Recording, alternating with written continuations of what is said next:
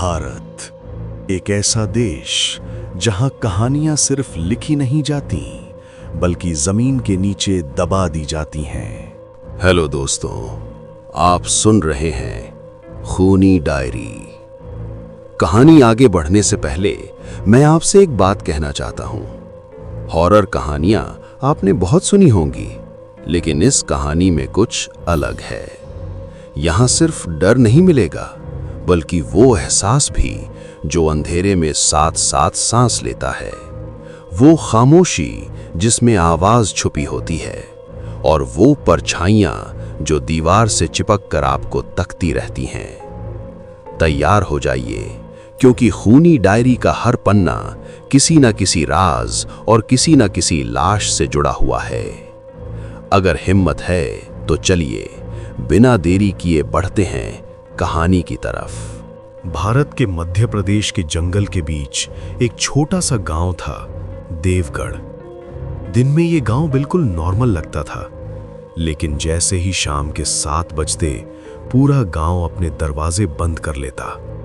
कोई बाहर नहीं निकलता, कोई किसी को आवाज नहीं देता, क्योंकि देवगढ़ में एक नाम था, रुक्मिणी।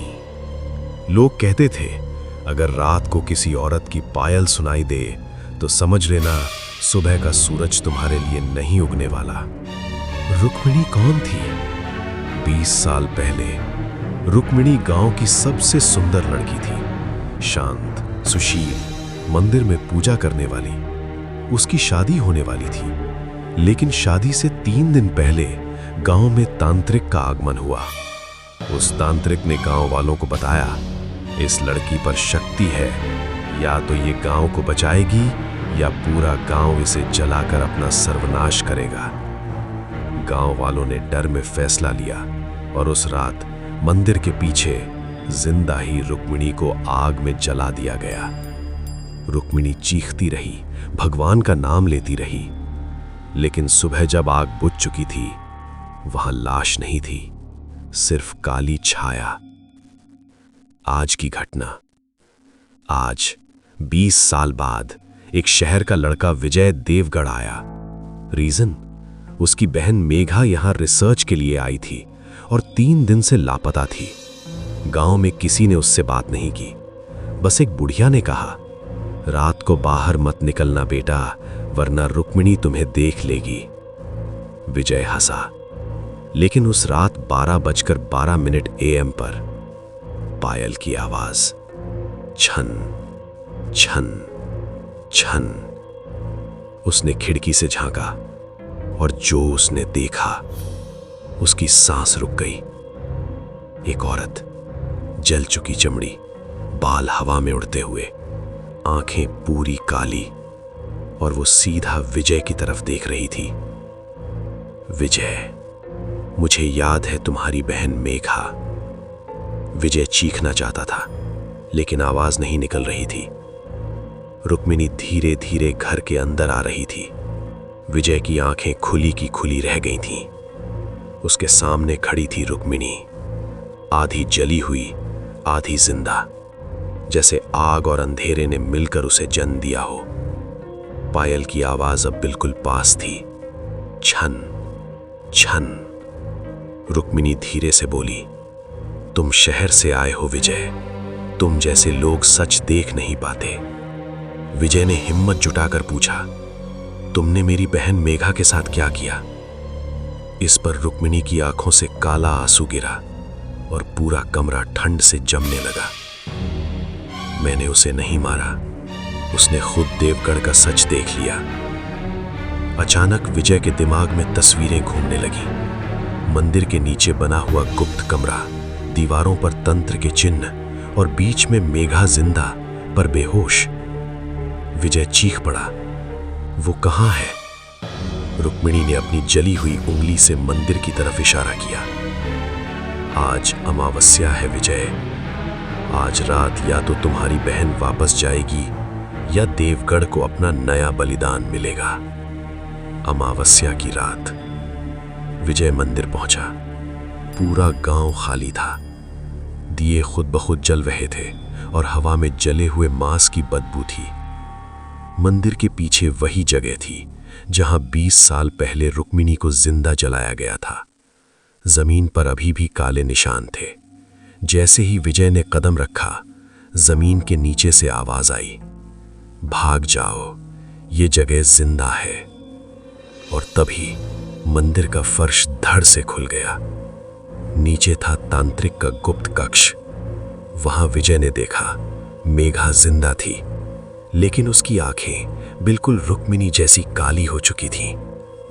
मेघा ने धीरे से कहा, भाई, अगर मुझे बाहर निकाला तो रुक्मिणी पूरी तरह इस दुनिया में आ जाएगी। उसी पल पूरे मंदिर में रुक्मिणी की हंसी गूंज उठी। देर हो चुकी है विजय, आज फैसला होगा। और पीछे से गांव के लोग नंगे पैर, खाली आंखों के साथ मंदिर में घुस आए। मंदिर के अंदर हवा अचानक उल्टा बहने लगी। दिए एक एक करके बुझने लगे और गुप्त कक्ष की दीवारों पर खून जैसे लाल चिन्ह उभर आए। विजय का गला सूख चुका था। उसके सामने मेघा जिंदा थी, लेकिन उसकी आंखों में अब इंसानियत नहीं थी। मेघा ने धीरे से फुसफुसा कर कहा, भाई, अगर मुझे छुआ तो वो पूरी तरह जाग जाएगी। विजय ने पीछे देखा। रुक्मिणी अब मंदिर के बीच खड़ी थी। उसका शरीर जमीन को छू ही नहीं रहा था। आग के निशान अब भी उसकी चमड़ी पर जल रहे थे और उसकी हंसी सीधा दिमाग के अंदर गूंज रही थी। देवगढ़ ने मुझे जलाया, अब देवगढ़ खुद जलेगा। गांव का राज। तभी भीड़ में से वही बुढ़िया आगे बढ़ी। उसकी आवाज कांप रही थी। रुक्मिणी बेटी, गलती हो गई थी। बुढ़िया ने सच बताया। 20 साल पहले तांत्रिक ने झूठ बोला था। रुक्मिणी पर कोई शक्ति नहीं थी। उस तांत्रिक को बस एक जिंदा बलि चाहिए थी, ताकि वो अपनी काली सिद्धि पूरी कर सके। लेकिन जब रुक्मिणी को जलाया गया, उसकी आखिरी चीख ने सच में शक्ति को जन्म दे दिया। जिंदा जलाई गई लड़की की आत्मा कभी शांत नहीं होती। तंत्र का बंधन। विजय ने देखा गुप्त कक्ष के बीच एक तांत्रिक यंत्र बना हुआ था। उसके बीच बंधी थी मेघा। रुक्मिणी बोली, इस यंत्र को तोड़ दिया तो मेघा मरेगी, और अगर नहीं तोड़ा तो मैं पूरी तरह मेघा के शरीर में आ जाऊंगी। विजय के सामने 2 रास्ते थे, दोनों ही खूनी। उसके कान में फिर से आवाज आई, समय खत्म हो रहा है। मंदिर के घंटे खुद ब खुद बजने लगे। गांव के लोग जमीन पर गिरकर चिल्लाने लगे। मेघा ने आंखों में आंसू भरकर कहा, भाई, मुझे छोड़ दो, वरना यह सब खत्म हो जाएगा। और तभी विजय ने महसूस किया मेघा धीरे धीरे मेघा के चेहरे पर उभर रही थी। मंदिर के घंटे अब उल्टी डायरेक्शन में बज रहे थे। हर आवाज विजय के सीने पर हथौड़े की तरह लग रही थी। मेघा का शरीर अब कांपने लगा। उसकी गर्दन धीरे धीरे एक अजीब एंगल में मुड़ रही थी और उसके होठों से रुक्मिणी की आवाज निकल रही थी, विजय, मुझे घर जाना है। विजय पीछे हटा। उसने कभी सोचा भी नहीं था कि एक आवाज इतनी मुर्दा हो सकती है। बुढ़िया चीख पड़ी, वो आ रही है पूरी तरह। गांव के लोग जमीन पर गिरकर अपने बाल नोचने लगे। किसी की आंख से खून बह रहा था, किसी की जुबान काली पड़ चुकी थी। रुक्मिणी का असली रूप। धीरे धीरे मेघा के पीछे एक और चेहरा उभर आया, वही जला हुआ, वही दर्द से भरा हुआ। रुक्मिणी ने पूरी ताकत से कहा, मैंने सिर्फ इंसाफ मांगा था, पर मुझे बलि बना दिया गया था। उसने मंदिर की दीवार पर हाथ रखा और दीवार पर 20 साल पुरानी तस्वीरें चलने लगीं। रुक्मिणी को पकड़ते हुए गांव वाले, तांत्रिक का हंसता हुआ चेहरा और आग के बीच रुक्मिणी की आंखें जो सीधा देख रही थीं, भगवान को नहीं, इंसानों को। जब मुझे जलाया जा रहा था तब भगवान चुप था। पूरा मंदिर चीख उठा। तभी विजय के हाथ में रखा पुराना तावीज गर्म होने लगा। बुढ़िया ने डर के साथ कहा, यह तावीज रुक्मिणी के पिता ने बनवाया था, ताकि उसकी आत्मा कभी पूरी तरह अंधेरी न बने। विजय ने तावीज पकड़कर आंख बंद की और तभी उसने सुना, बेटा, अगर उसे रोका नहीं गया तो वो सिर्फ देवगढ़ नहीं, पूरे भारत में घूमेगी। विजय की आंखों से आंसू गिर पड़े। उसने मेघा की तरफ देखा। मेघा या जो भी था मुस्कुराई। देर हो रही है भाई। मंदिर की छत से राख गिरने लगी और हवा में सिर्फ एक ही नाम था, रुक्मिणी, रुक्मिणी, रुक्मिणी। कभी धीरे, कभी भारी, कहीं कहीं हल्की सी खौफनाक खामोशी। मंदिर की छत से गिरती हुई राख ने पूरी जगह को धुंधला कर दिया। ऐसा लग रहा था जैसे समय रुक गया हो। सिर्फ रुक्मिणी की सांस चल रही थी, भारी, जली हुई और गुस्से से भरी। विजय ने ताबीज को जोर से पकड़ लिया। उसकी नसें फूल चुकी थीं और आंखों के सामने सब कुछ हिलने लगा। तभी ताबीज से एक हल्के नीले रंग की रोशनी निकली। रोशनी पड़ते ही रुक्मिणी एक पल के लिए पीछे हटी। उसकी आंखों में पहली बार दर्द दिखा। ये तुम्हारे पास कैसे है? रुक्मिणी की आवाज कांप रही थी। बुढ़िया गिरते गिरते बोली, तुम्हारे पिता ने बनवाया था बेटी। उन्होंने कहा था अगर मेरी बेटी गलत बन भी जाए तो कोई उसे याद दिला सके कि वो कौन थी। रुक्मिणी की यादें। रोशनी तेज होती चली गई और विजय ने देखा रुक्मिणी का इंसानी चेहरा एक पल के लिए वापस आ गया। उसकी आंखों से आंसू बहने लगे, जलते हुए आंसू। मैं मंदिर में दिया जलाती थी। मैं किसी का बुरा नहीं चाहती थी। मेघा जोर से चीखी। उसके शरीर में दो आवाजें टकरा रही थीं। भाई, मुझे ठंड लग रही है। विजय ने आगे बढ़ने की कोशिश की, लेकिन जमीन से काले हाथ निकलकर उसके पैर पकड़ने लगे। गांव के लोग एक साथ बोले, उसे छोड़ दो, ये श्राप है। अचानक मंदिर के गुप्त कक्ष से हंसने की आवाज आई। वही आवाज जो 20 साल पहले रुक्मिणी को जलाते वक्त गूंजी थी। अब भी मुझे भूल गए। अंधेरे से तांत्रिक की छाया उभर आई, अधजली लेकिन जिंदा, जैसे वो कभी मरा ही ना हो। रुक्मिणी, तुम सिर्फ एक सीढ़ी थी। उसकी आवाज से दीवारों पर लिखे मंत्र खुद ब खुद बहने लगे, जैसे खून टपक रहा हो। रुक्मिणी का चेहरा फिर से बदलने लगा। एक तरफ उसकी मासूम आंखें और दूसरी तरफ जला हुआ गुस्सा। तुमने मुझे जलाया, पर मेरी चीख से ही तुम्हारी सिद्धि टूट गई। तांत्रिक हंसा, इसलिए मुझे नया शरीर चाहिए था। और उसकी नजर मेघा पर टिक गई। बुढ़िया का शरीर कांपने लगा। उसने जोर से कहा, विजय, मेघा सिर्फ यहां गलती से नहीं आई थी। विजय ने पलट कर देखा। मतलब? बुढ़िया रो पड़ी। तुम्हारी मां इस गांव की थी। विजय के पैर के नीचे से जैसे जमीन निकल गई। मेघा के खून में भी इस मंदिर का बंधन है, इसलिए तांत्रिक उसे महसूस कर पाया। इसलिए रुक्मिणी उसके शरीर के इतने करीब आ सकी। मेघा की आवाज फिर बदली, भाई, मुझे लगता है मैं यहां पहले भी आ चुकी हूं। तांत्रिक का दांव। तांत्रिक ने अपना हाथ उठाया। मंदिर का यंत्र फिर से घूमने लगा। आज दो आत्माओं में से एक पूरी होगी, या तो रुक्मिणी या फिर मेघा। रुक्मिणी चीखी, विजय, फैसला तुम्हारा है। ताबीज अब जलने लगा। विजय के हाथ से खून टपकने लगा, लेकिन उसने छोड़ा नहीं। उसके कान में फिर से वही आवाज आई, बेटा, इंसाफ हमेशा बलि मांगता है।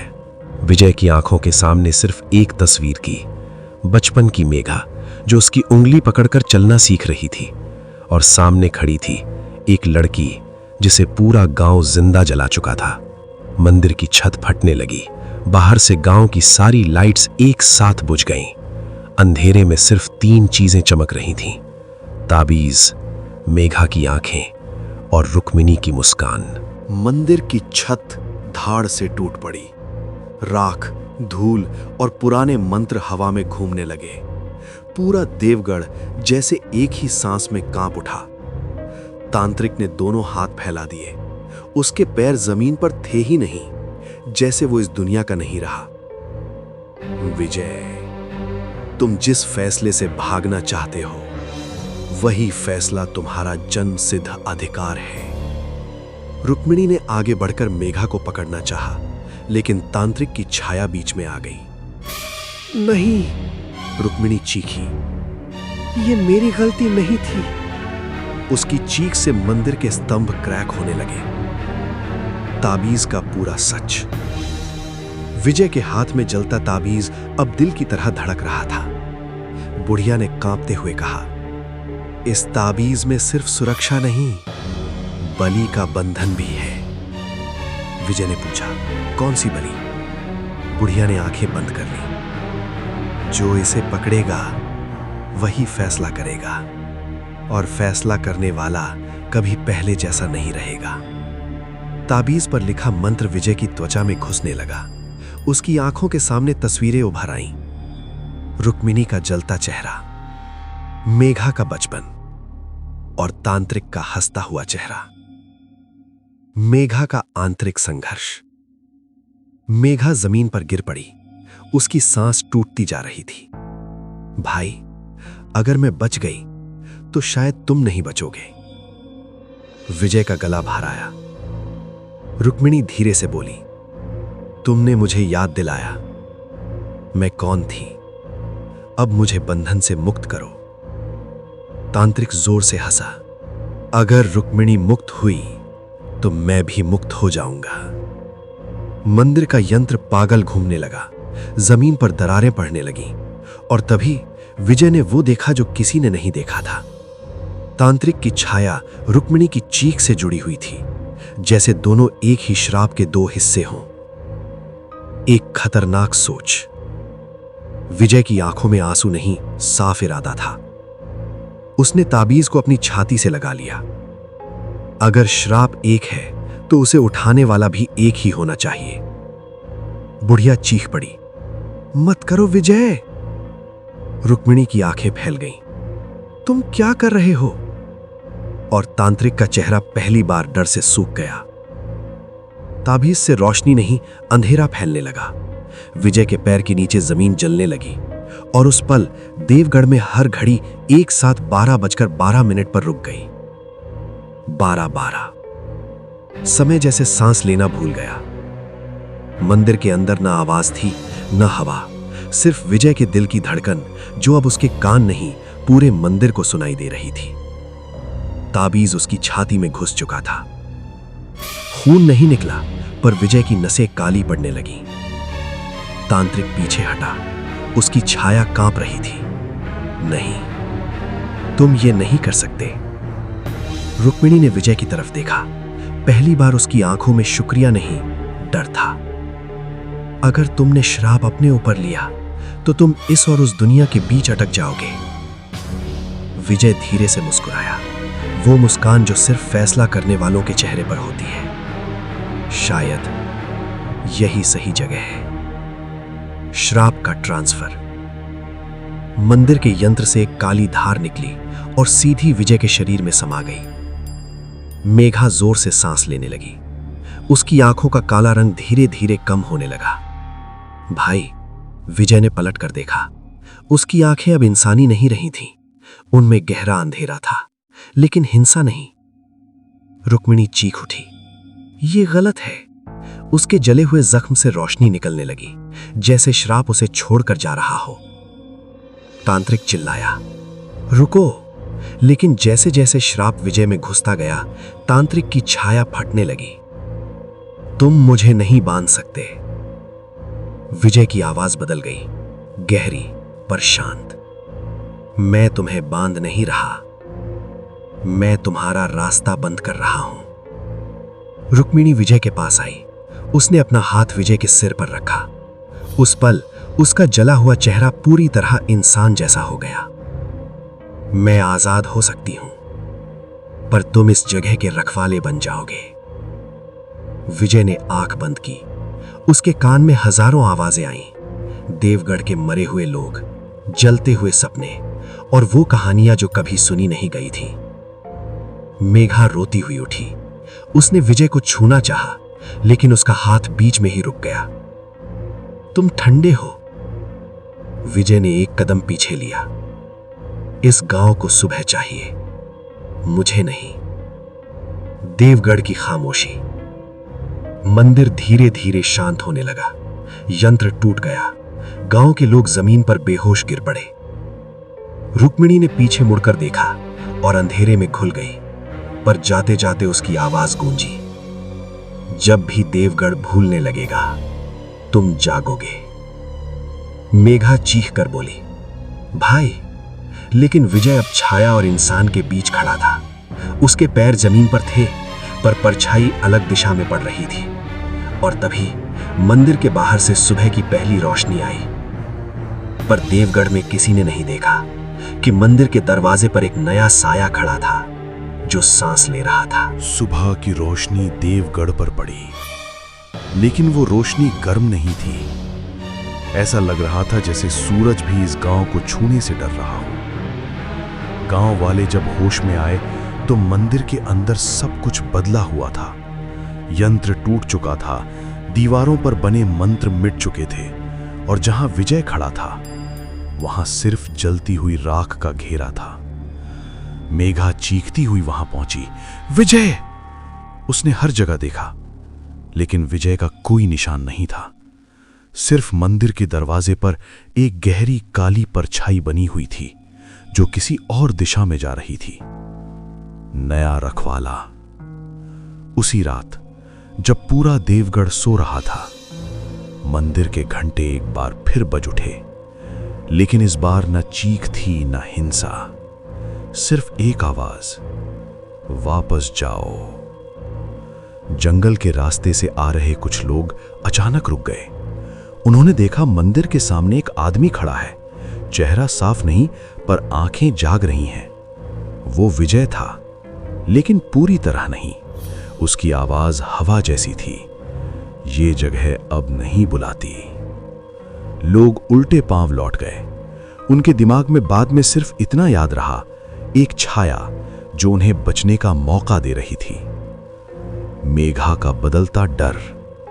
दिन गुजरते गए, देवगढ़ धीरे धीरे नॉर्मल लगने लगा, लेकिन मेघा वो नॉर्मल नहीं हो पाई। उसे अक्सर रात को लगता कोई मंदिर के पास खड़ा उसे देख रहा है। एक रात उसने हिम्मत करके पूछा, तुम वही हो ना विजय? अंधेरे से जवाब आया, हां। मेघा की आंखों से आंसू बह निकले। तुम घर क्यों नहीं आते? कुछ पल की खामोशी के बाद, क्योंकि अगर मैं घर आया तो जो यहां बंधा है वो भी मेरे साथ आ जाएगा। रुक्मिणी की आखिरी छाया। उसी रात मेघा ने सपना देखा।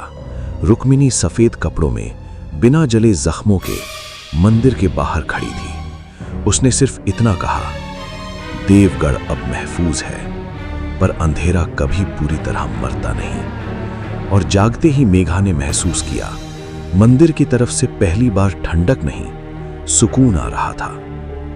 आखिरी इशारा। शहर के एक पुराने रिकॉर्ड रूम में किसी ने देवगढ़ का नाम दोबारा लिखा। फाइल के नीचे एक लाल निशान बना और लिखा गया, अनसर्टिफाइड। और उसी पल मंदिर के दरवाजे पर खड़ी छाया ने धीरे से अपनी आंखें खोली। रात के 3:17 AM पर देवगढ़ के मंदिर के दरवाजे खुद ब खुद खुल गए। हवा तेज नहीं थी, पर अंधेरा भारी हो चुका था। मंदिर के बाहर खड़ा विजय का साया धीरे से आगे बढ़ा। उसके कदम जमीन पर नहीं पड़ रहे थे, पर हर कदम के साथ यादें जिंदा हो रही थीं। उसने मंदिर की दीवार को छुआ और दीवार पर लिखे पुराने नाम चमक उठे। कमला 1921, सावित्री 1948, रुक्मिणी 2004। विजय की आंखों में पहली बार हैरानी आई, मैं अकेला नहीं हूं। देवगढ़ का असली इतिहास।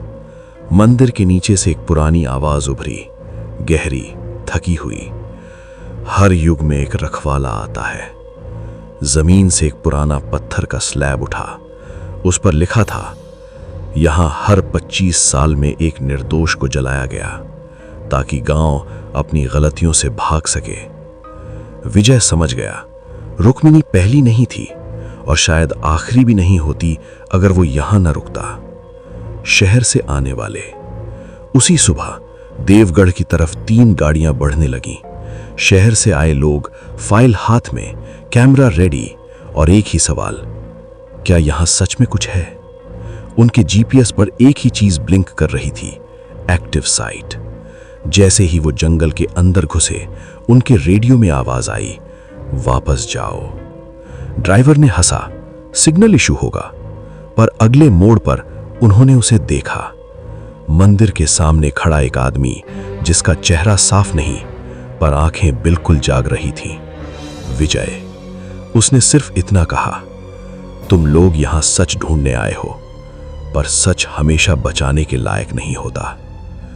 मेघा का आंतरिक संघर्ष। शहर में मेघा ने रात को अचानक आंख खोली। उसके कान में वही आवाज, बहन। उसने सपने में देखा, विजय एक चौराहे पर खड़ा है, जहां 4 रास्ते अंधेरे में जा रहे हैं। अगर मैं यहां से हिला तो कोई और जला दिया जाएगा। मेघा चीख उठी, तो हम सच क्यों नहीं बताते सबको? सपने में विजय की आवाज भारी हो गई, क्योंकि सच बताने के बाद भी लोग बलि ही चाहते हैं। अंधेरे का इशारा। देवगढ़ के जंगल में एक पुरानी झोपड़ी के अंदर किसी ने दिया जलाया। दीवार पर नया नाम लिखा जा रहा था।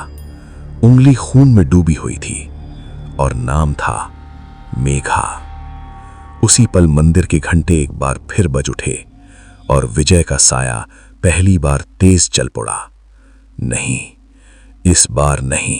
दोस्तों, अगर ये कहानी आपको पसंद आई हो तो कमेंट में जरूर बताइएगा कि आपको कैसा लगा।